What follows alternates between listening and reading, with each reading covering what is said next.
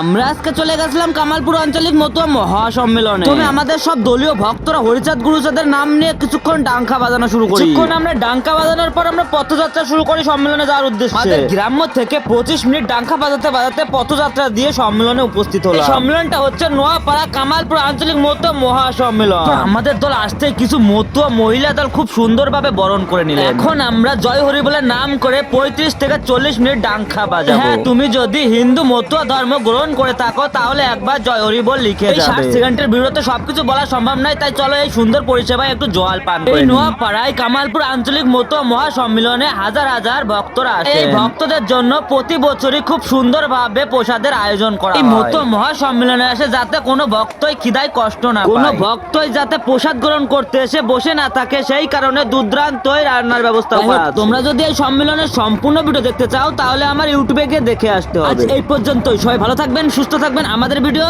দেখতে থাকবে।